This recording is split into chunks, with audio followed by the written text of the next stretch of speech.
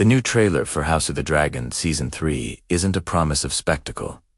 It feels like a warning. From the very first images, the tone is heavier, darker, and far more fatalistic than anything the show has done before. This isn't a trailer that says, "Watch, dragons burn cities." This is a trailer that says everything you thought could still be saved probably can't be. And that's exactly why it's so compelling. What makes this trailer work so well isn't just what it shows, but what it refuses to explain. Almost every single shot is framed like the aftermath of a decision rather than the decision itself.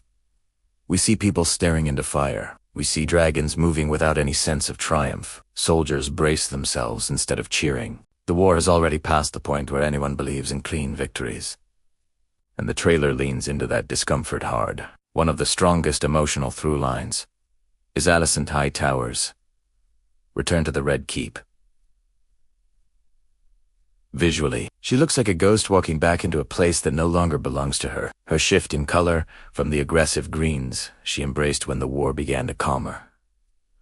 Earlier tones signal something crucial. Alicent no longer believes this conflict can be controlled. She's not returning to the capital to claim power. She's returning to contain a disaster. The tragedy, of course, is that the person now sitting the Iron Throne doesn't want containment. He wants dominance. Aemond Targaryen's presence throughout the trailer is oppressive, even when he's barely on screen. The way the camera frames him suggests a man who believes the entire world owes him submission. His suspicion of everyone around him, including his own mother, tells us the Greens are no longer unified by loyalty or ideology. They are unified by fear. Fear of losing power. Fear of looking weak. Fear of being replaced. And in Westeros, fear doesn't make people cautious. It makes them cruel. The trailer quietly reinforces this by constantly cutting between council meetings and battlefields, as if to say that strategy and slaughter are now indistinguishable. Maps blur into bloodshed.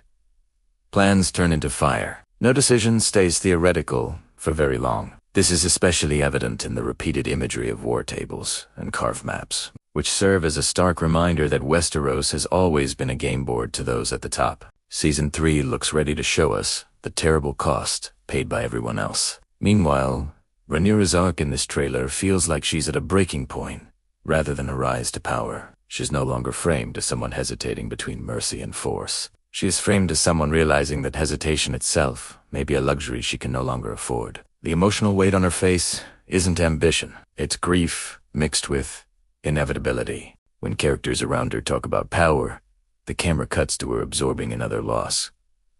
That contrast matters. It suggests that whatever crown awaits her will be heavy long before it ever touches her head.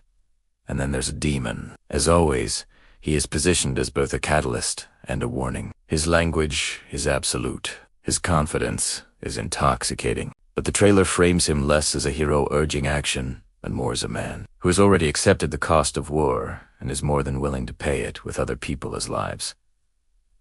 The danger isn't that he's wrong about the reality of power. The danger is that he's right, and that truth is horrifying. He represents the voice that says compromise is weakness, and the only answer is fire. One of the most effective patterns the trailer establishes, and then breaks, is how it treats the dragons. Instead of framing them as symbols of dominance or they're treated like natural disasters. They are massive, uncontrollably and emotionally distant. When the dragons appear, no one looks victorious. They look afraid, even those on the same side. This subtly reinforces one of the core themes of the entire Game of Thrones mythology. Absolute power does not bring safety. It brings escalation.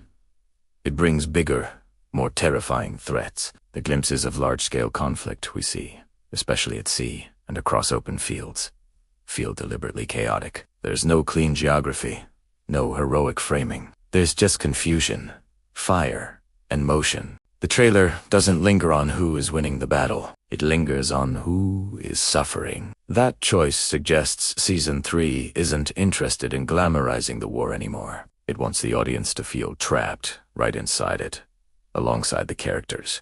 Another quiet but powerful thread is how isolated everyone looks. Even in group scenes, the characters are emotionally alone. Councils don't feel unified. Armies don't feel confident. Parents don't feel like protectors. Everyone is reacting, not leading. This is a civil war that has outgrown its architects. No one is steering it anymore. They're just trying not to be crushed by it. The trailer's use of fragmented dialogue reinforces this sense of inevitability. Lines about destiny, power, and endings are never followed by reassurance. There's no promise that things will stabilize. There's no hint that wisdom will prevail over wrath. Instead, the language feels like prophecy spoken too late to prevent what's coming. The kind of prophecy that exists only to explain why disaster was always unavoidable. Perhaps the most haunting moments are the ones where the trailer frames silence. Several shots end, not with explosions or dragon roars, but with characters simply staring, processing, realizing, accepting. That tells us that Season 3 may be less about shocking twists and more about emotional consequences. It's about watching these characters live with the results of choices they can never undo. What this trailer ultimately communicates is that the Dance of the Dragons has entered its most dangerous phase. Not because the battles are bigger, but because the reasons for fighting are thinner. Pride has replaced principle. Survival has replaced justice. And once a war reaches that point, it doesn't need villains to continue. It sustains itself. The show seems to be moving beyond the question of who is right and who is wrong, and instead asking a much darker question. What happens when everyone is wrong, but no one is willing to stop? Season 3, Dosen, to look like it is. Asking us to pick a side. It looks like it is daring us to watch what happens when the game collapses and all that is left is the cost. And that may be the most faithful and most terrifying evolution of this world yet. Thanks for watching. What part of the trailer hits you the hardest? Let me know in the comments, and don't forget to subscribe for more deep dives. See you next time.